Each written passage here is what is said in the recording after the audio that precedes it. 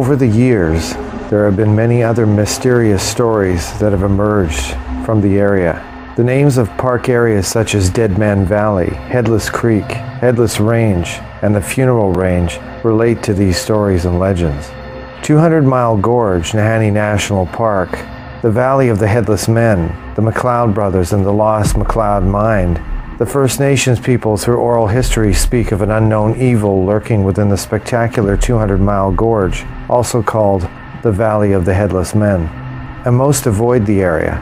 The name comes from a series of unexplained incidents in the gorge during the gold rush of the early 20th century. Two brothers, Willie and Frank MacLeod, left in 1906 in an attempt to reach the Klondike in the Yukon through Nahanni. Nothing was heard from them for the next 2 years, but there were rumors of them finding a gigantic gold mine. Since then, the lost MacLeod mine has become legendary, and many have lost their lives trying to find it in the park. In 1908, another gold prospecting expedition found two bodies tied to a tree, later identified as the MacLeod brothers, both of which had been decapitated. The brothers were found by Charlie MacLeod, another brother, and he buried the headless men, planting a cross to mark their graves. There were 7 witnesses when the grave was dug, all members of the search party. Before their murders, a few trappers and hunters in the area say they saw a third man with the MacLeods. Whether it was the third man who cut the heads off of the MacLeods is unknown. There was speculation claimed that the mysterious third man was seen trading gold at several Hudson Bay trading posts. The MacLeods first started prospecting in 1904 through British Columbia and parts of southeast Alaska. Upon arrival in the Nahanni country, they ended up on the upper Flat River, where they found Dog Rib Indians with coarse gold nuggets, some as large as a 1/4 ounce in size. They made camp in the spring in the area where they were told the gold came from. The MacLeods named the stream Gold Creek. The Indians apparently were not happy with their arrival. According to conversations with the MacLeods, they said the Indians had probably taken the best finds. The prospect was a small one, and the brothers used the small Indian-made sluices to aid in the extraction of any gold that was left. They were able to fill the toothache remedy bottle and had 10 ounces of gold in a moose hide bag. They took the sluice, which were made of hand-hewed or whipsawed local timber, and made a crude box-sized boat to paddle down the Nahanni. They were about 20 miles down the river near the Cascades of the 13 Drops, which later was renamed to the Flat River Canyon. At this point, they would have to travel about 110 miles down the Flat River, then 80 miles up the Layered River. They started out through the canyon, but water entered the boat, and they lost everything, except the 10-ounce bag of gold, and had to return to Gold Creek. They built another boat out of sleuth box planks and a track line from thin strips of moose hide so they could lower their possessions down the worst places in the river. Finally, they were able to make it down the canyon and up the Layered to Fort Layered.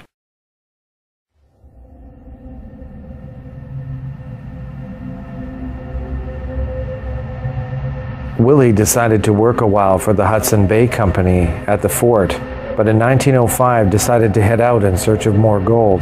The MacLeod's gold camp in Dead Man's Valley was located in the spruce trees on the left bank of the Nahanni, not far below Second Canyon Mountain. One of the MacLeods was in a habit of writing messages on trees. A message was found written on a broken dog sled runner that read, quote, "We have found a fine prospect," end quote.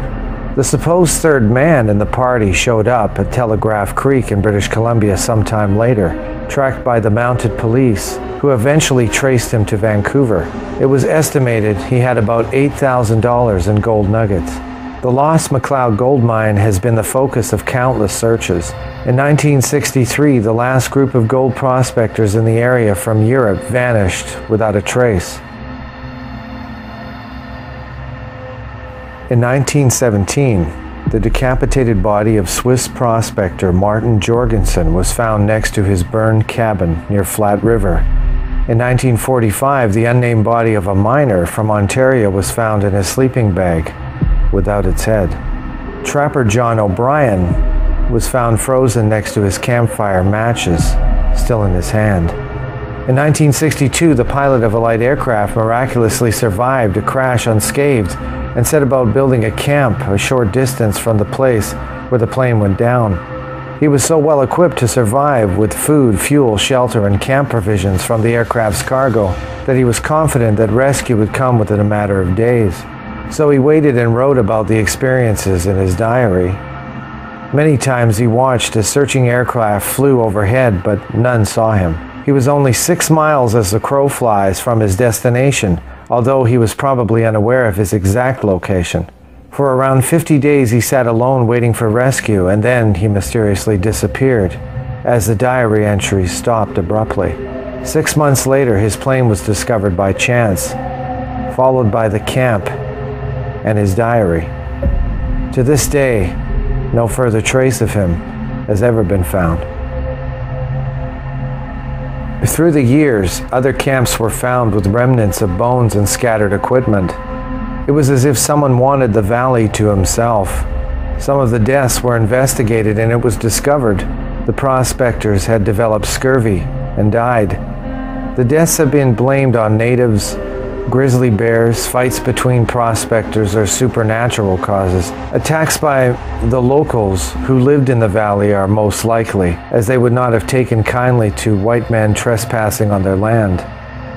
But there's another explanation. About 40 miles from Nahanni, a loner named Albert Johnson lived in a crude log cabin. Albert Johnson was a pseudonym, and his true identity remains unknown. He too searched for the McLeod's lost mine. Johnson later became notorious and became known as the Mad Trapper of Rat River. In December 1931, one of the native trappers complained to the local RCMP detachment in Naukilevik that someone was tampering with his traps, tripping them and hanging them on the trees. He identified Johnson as the likely culprit.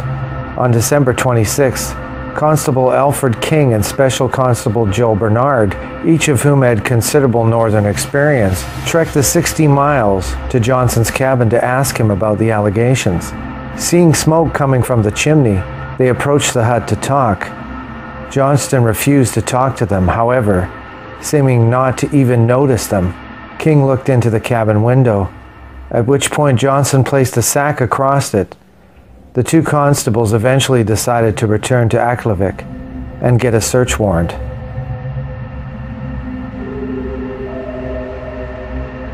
King and Bernard returned 5 days later with 2 other men. Johnson again refused to talk, and eventually King decided to enforce the warrant and then force the door. As soon as he began, Johnson shot him through the wooden door. A brief firefight broke out, and the team managed to return the wounded King to Aklavik, where he eventually recovered.